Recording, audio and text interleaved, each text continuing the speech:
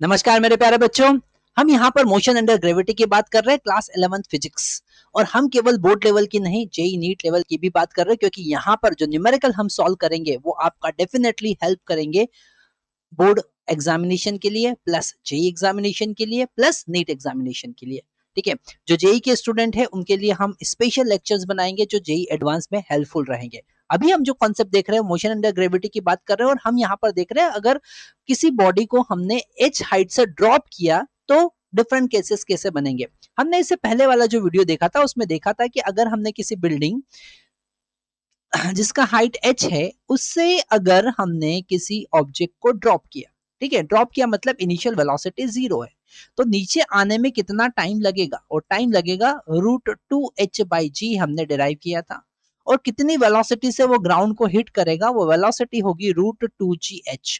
ठीक है, तो ये दो चीज हम ऑलरेडी डिस्कस कर चुके हैं, पर यहाँ पर केवल इसी पे क्वेश्चन नहीं बनते हैं, और भी बहुत सारे केसेस होते हैं जहाँ जिस पर न्यूमेरिकल्स बन सकते हैं। जैसे हमारे पास में एक क्वेश्चन हमारी स्क्रीन पर है। क्वेश्चन में गिवन है a particle is drop from the top of a tower and the ratio of displacement in successive equal time interval, है ना। तो यहाँ पर क्या गिवन है, वो कह रहा है कि जब आपने उसको ड्रॉप किया तो हर एक इक्वल टाइम इंटरवल में, मतलब पहला यहाँ से ड्रॉप किया, पहला टाइम इंटरवल मान लेते हैं टी नॉट लिया, तो उसने S1 डिस्टेंस कवर किया। फिर दूसरा टाइम इंटरवल वापिस से टी नॉट लिया तो उसने S2 डिस्टेंस कवर किया। तीसरा उसने तीसरा टी नॉट लिया तो उसने S3 डिस्टेंस कवर किया। तो ऐसा सक्सेसिव डिस्टेंस का रेशियो क्या है वो आपको बताना है।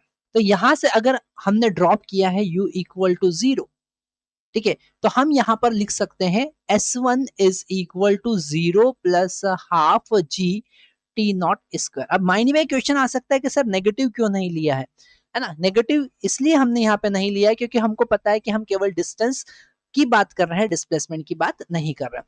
तो यहाँ पर अगर हम S1 की बात करें तो S1 का वैल्यू हमको मिला 1/2 जी टी नॉट स्क्वायर। ठीक है, अब हम अगर S2 की बात करेंगे तो यहां पर जहां से S2 स्टार्ट हो रहा है वहां पर उसकी वेलोसिटी तो चेंज हो जाएगी। तो आप डायरेक्टली ये वाला इक्वेशन यूज नहीं कर सकते। आप ऐसा नहीं लिख सकते हैं कि S2 is equal to 0 plus half g t naught square, ऐसा नहीं लिख सकते क्योंकि उसका इनिशियल वेलोसिटी चेंज हो गया है। अगर इस S2 की बात करेंगे तो यहाँ पर पहले हमको इनिशियल वेलोसिटी फाइंड करना पड़ेगा, मतलब कि टी नॉट टाइम के बाद में उसका वेलोसिटी कितना होगा, that will be the initial velocity for S2। पर हम इतने लंबे कैलकुलेशन में नहीं जाएंगे, हम यहां से ही स्टार्ट कर देंगे। तो अगर हम T not plus T not की बात करें तो distance covered S1 plus S2 and it will become 1/2 g 2 t naught square, है ना। तो it will become very easy for us।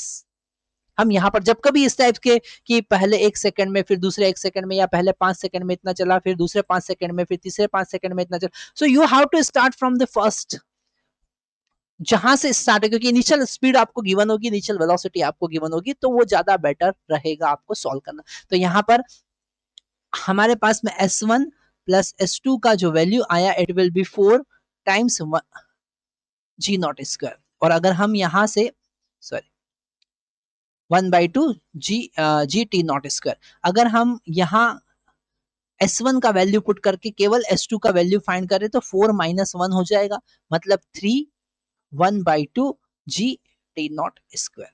ठीक है, तो ये हमारे पास S2 आ गया। सेम इज इट इज जब S3 हम फाइंड करेंगे तो यहाँ पर होगा 9। ठीक है, यहाँ पर 3 आया हमारे पास में, फिर यहाँ पर हम लिखेंगे 3 टी नॉट स्क्वायर, तो इट विल बिकम 9, और फिर S1 माइनस S2 को हम उसमें से सब्ट्रैक्ट करेंगे, मतलब 4 को सब्ट्रैक्ट करेंगे तो हमको मिलेगा 5। तो मिलेगा 5 1/2 जी टी नॉट स्क्वायर। ठीक है, थोड़ा सा ये खुद से एक बार ट्राई करेंगे तो आप ज्यादा बेटर रहेगा। हम तो यहाँ पर सॉल्व कर ही सकते हैं, पर आप खुद से जब तक ट्राई नहीं करेंगे तब तक। तो यहाँ पर अगर हम S1 is to S2 is to S3 और सक्सेसिव इंटरवल में जो डिस्टेंस कवर है वो देख रहे हैं, तो हमको क्या मिल रहा है, यहाँ पर हमको फर्स्ट टर्म मिला half g t square, so first term is half g t naught square is to second term हमको मिला 3 into 1/2 g t naught square is to third हमको मिला 5 इंटू 1/2 जी नॉट स्क्वायर। अब इसमें से जो कांस्टेंट चीजें है वो कैंसिल हो जाएगी, तो हमको रेशियो मिलेगा 1:3:5 and so on. Okay, so these are in odd number. Okay, तो अगर हम यहाँ पर सक्सेसिव इंटरवल में डिस्टेंस का रेशियो देखें तो वो कैसा आएगा, ऑड नंबर में आएगा। और इसके लिए एक छोटा सा टॉपिक हम यहाँ पर इंट्रोड्यूस करेंगे। तो यहाँ पर उस टॉपिक का नाम आपकी स्क्रीन पर लिखा हुआ है जो आपको नोट डाउन करना, और ये एक एनसीईआरटी का भी एक एग्जाम्पल है जिसमें गैलीलियो ऑड नंबर के बारे में वो बताते हैं। गैलीलियो ऑड नंबर ने सबसे पहले गैलीलियो ने बताया था कि जो successive time interval, equal time interval में जो डिस्टेंस कवर्ड का रेशियो होता है, it is in ratio of odd number. तो वही उन्होंने स्टेटमेंट के फॉर्म में लिखा है। उन्होंने लिखा है when the body start from the rest and move with a constant acceleration, the distance covered in successive equal time interval are in ratio of odd number. So that is very very important concept that you have to note down. Okay, so ये बहुत important part था। अब अगर हम एक और time, एक और कॉन्सेप्ट की बात करें, एक और छोटा सा कॉन्सेप्ट हम देखें, तो यहाँ पर एक और कॉन्सेप्ट आ सकता है कि सर इक्वल टाइम इंटरवल लेने की जगह इक्वल डिस्टेंस लेते हैं। ठीक है, कि सक्सेसिव इक्वल डिस्टेंस जब वो कवर करेगा तो टाइम का रेशियो क्या होगा। ध्यान से समझना है इस कॉन्सेप्ट को, क्योंकि यहां पर जो आगे आने वाला डेरिवेशन है, आगे आने वाला एक्सप्रेशन जो मिलेगा थोड़ा सा कॉम्प्लिकेटेड मिलेगा, और जब आप बुक में देखेंगे तो हो सकता है कि डायरेक्टली आपको क्लिक नहीं हो। तो ध्यान से समझना है हमको, यहां पर हम इक्वल इंटरवल की बात कर रहे हैं, इक्वल इंटरवल की बात कर रहे हैं। हर एक इंटरवल में कितना डिस्टेंस चला उसका रेशियो ऑड नंबर है। और हम नेक्स्ट जो डेरिवेशन अब देखने वाले हैं, उस डेरिवेशन में हम बात करेंगे कि इक्वल डिस्टेंस अगर हम देखें तो जो टाइम लगेगा उसका रेशियो क्या होगा।